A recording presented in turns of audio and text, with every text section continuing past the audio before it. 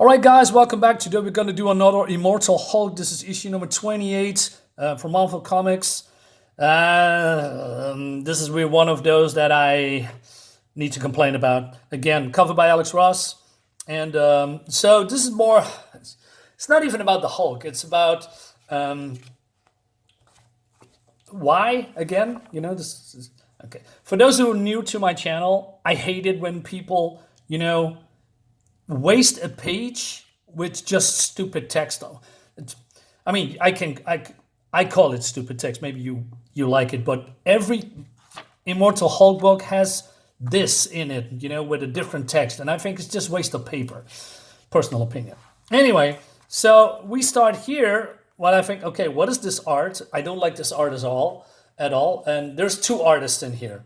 I'm coming back to that a little bit later. So it seems that this man is growing up, I believe, Christianity. He believed in God, not the devil, and basically the whole world is going to hell, right? Because of what's happening here. But it's also a reflection, and that's how I see it, about L. Ewing's views on the real world, because this book is from 2020, and if you agree or not, but I think from, 2017 till now, the comics is now a little bit better, modern comics I'm talking about then, but the 2020s and after that and before that, it was crazy. It was bad, really bad. All right, so, and he works for Roxxon, company Roxxon, who is, we have this man bull, he is now the CEO, and he came out to the public, to the world, that he is now the Minotaur, and, Roxxon shares are doing pretty good, but they have, what's the word I'm looking for? Another company, busting in with some kind of an app, and that, puts them in some kind of a disadvantage, because Roxxon, just like YouTube and other, or Twitch or whatever, they want to have the highest market. They want to have the highest shares, So no other people coming in doing the same thing, because that's bad for business, right? And I thought to myself, I don't care about all this social media crap. I just want to see a Hulk comic, right? Now, I'm interested in this Minotaur, and that he is a CEO, which is interesting to me, that he is, a legendary figure of mythology, becoming the CEO of a giant tech company, because that's what they are. But at the same time, we also have a guy that, likes to love his family, but then, he talks about his family at the, about his daughter. And he says that he basically noticed that when she was a little bit, she goes to, Disneyland or whatever, and they're having fun. But she changed. She is now this blue-haired, piercings, and this smug look, that we have a lot of these activists that infiltrated Marvel and DC, and being narcissistic and negative and all on the phones, trying to be edgy all the time and, try to cancel people because they have, other opinions, right? He says, when I look at her now, I'm looking at an alien from some hostile planet, slowly replacing my own. I can't face her. I make an excuse, keep the smile up. Why she is always on the phone?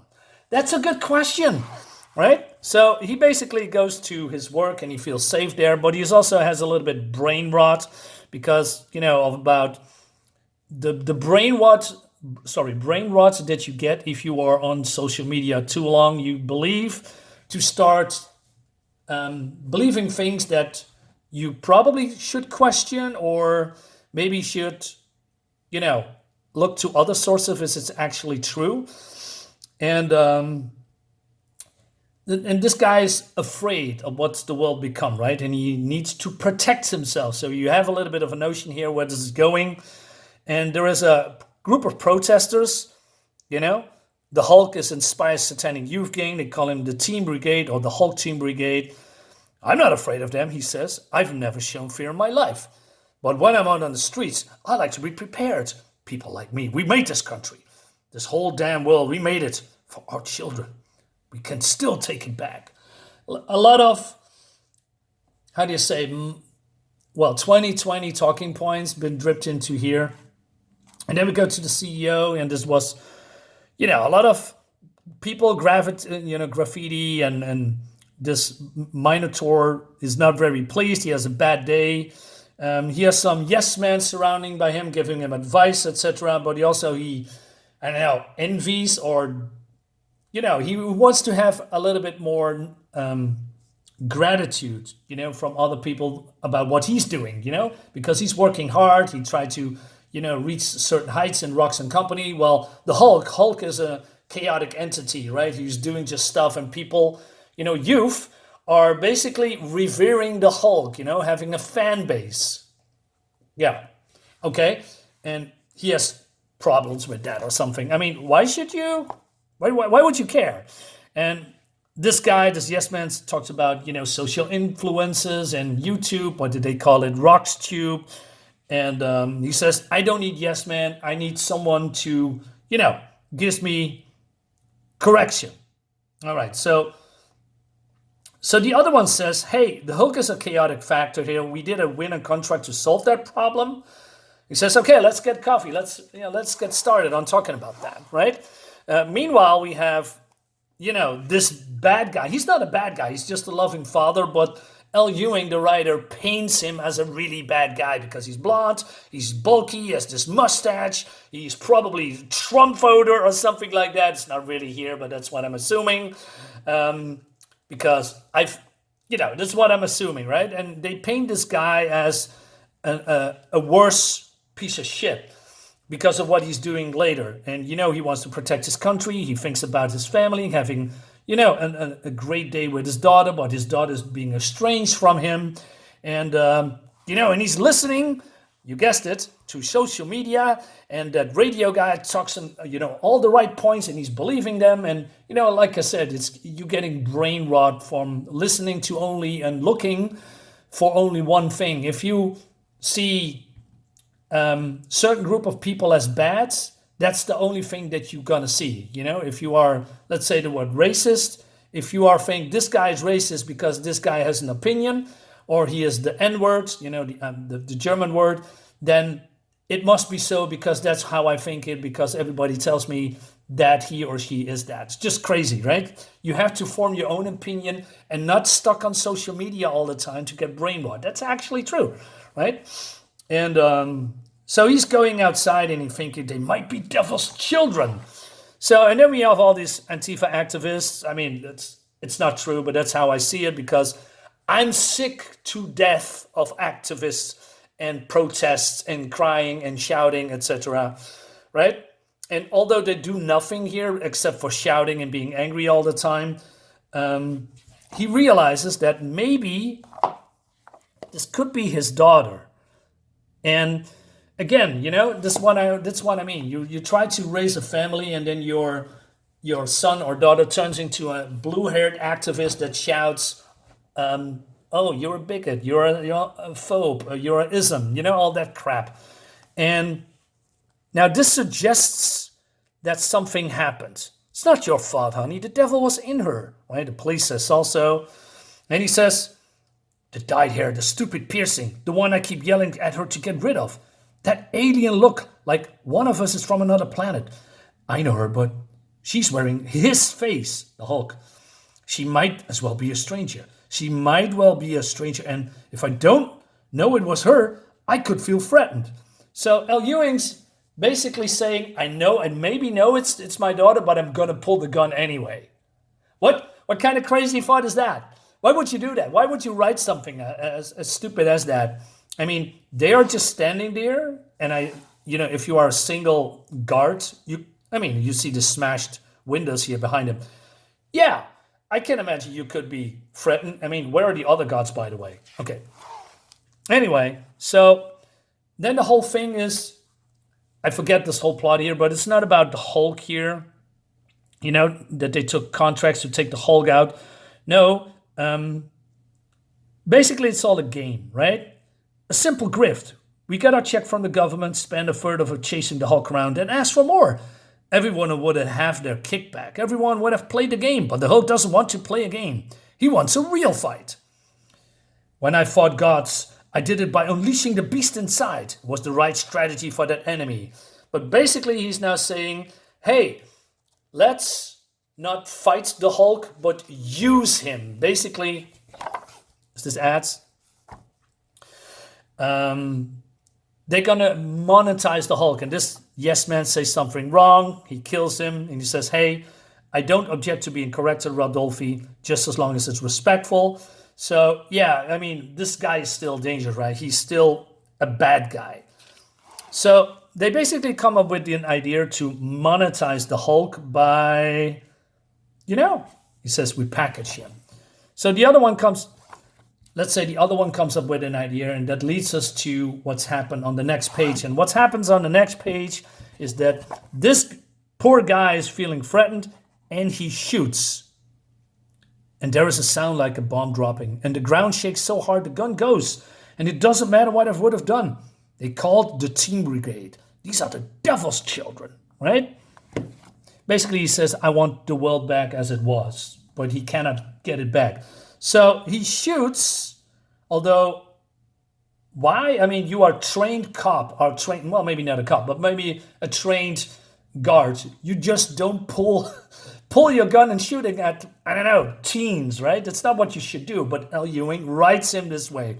That paints him as the bad guy, although I don't think he's a bad guy. He's been written poorly. And of course, this is established that the Hulk isn't pro-Antifa. I mean, again, that's how I see it. Of course, the Hulk would protect the innocent to a certain degree, but this is the immortal Hulk. Right, he has different opinions. There's so many ways he could have done things differently here, but he chose to, just step in, which is okay. I don't dislike that. But he says, you get it now? The human world already ended. Welcome to Planet Hulk. He's antagonizing him, right? And then he shoots again. And he shoots again. And you see his teenage daughter that before she was radicalized. And we see a little bit what's happening here. And you can see that's really happening, really happy that, he's has a grandson, etc. But then somehow something went wrong, and then this is happening, right? And now he is he's not a so-called bad guy, which, why would you do something like that as a writer? Okay, so basically now Roxxon was behind the whole kid, teen, gang, Hulk movement. They've manufactured it. So for monetization, and the monetization is they're gonna scream and yell at a Roxxon company, get their own employee into trouble by calling in, I don't know, Hulk is just, I don't know, accidentally been there. I don't know. What if he wasn't there? He just would have shot probably his own daughter, I guess. But on the other hand, I'm not sure. I mean, there is no body, right? I believe she is still alive. I mean, this supposedly be her. So he shoots, but then the Hulk steps in, right? But the suggestion here, if I go a little bit back here, here says, it's not your fault, honey. The devil was in her. So is this what happened after, right? The devil was in her, sir. You feel threatened. Is he being fired? Does he has an existential crisis after that? Is he in therapy? Is this what the Hulk did to him after that, at the end? I do not know. It's not really explained, but that's what I think it is. But basically, they are behind this monetization. So this whole book is about activism and monetization of the Hulk, which is crazy to me that you make something like that. The only thing that is good, that I think could be interesting, that this guy is going to Monster Islands. Probably you heard it in the Marvel lore before. There is no monster here, and he's the only threat here. But then a voice says, Earthman, I heard you thinking of an old enemy, of causing them pain. Tell me in words, because the Minotaur is looking for an old Hulk enemy. And he says, I need a Hulk. And it's all old buddy Zemnu the Titan, which I think, all right, this is cool. This is what I really like. And I really like this rendition of Zemnu, right? Look at this things on the knuckles. Yeah, Zemnu is cool. I mean, he was always a joke in the She-Hulk comics from the 90s. And he tangled with the Hulk before.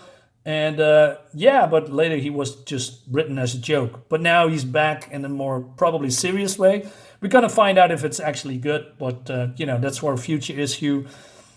So again, these writers cannot help themselves but put real world stuff in comics all the time, and that really irks me. I mean, like I said, it's now a little bit changing a little bit more, but not really. I see this Daniel Warren Johnson Batman crap, you know. Um, I'm not going into that because I don't have that book. I don't want that book. I'm sick of politics in comic books, but Mariners politics was always no, not in this way, not in this kind of way, not in this form, right? Because it's always one sided. That's the problem. It's always one sided. It's always the side of those people, you know, those activists, those certain leaning ways. Always, I hate Trump. I hate if you say this, then you are that. I'm sick of it. Just give me a fun book, and I'm reading it and I'm praising it. And if not, you get stuff like this. It's not that it's bad or something. It's just this is not what I look for a Hulk comic about. Oh, let's do this, you know, and put some poor guy in a bad role because you know he dared to shoot at activists or something because he feels threatened.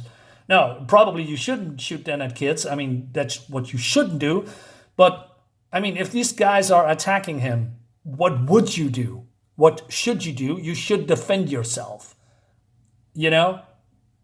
And yeah, I don't know what to say, man. It's just aggravating. Guys, thank you so much for watching. I'll see you next time. Bye bye.